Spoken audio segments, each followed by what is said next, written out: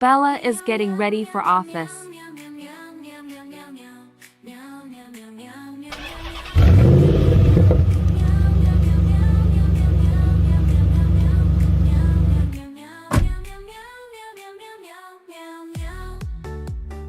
She reached office happily.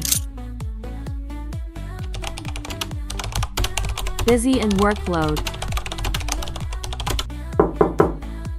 Suddenly manager knocked the door.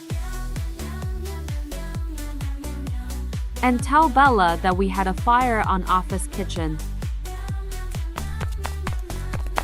Oh no. They ran toward kitchen. Bella turned off the gas knob.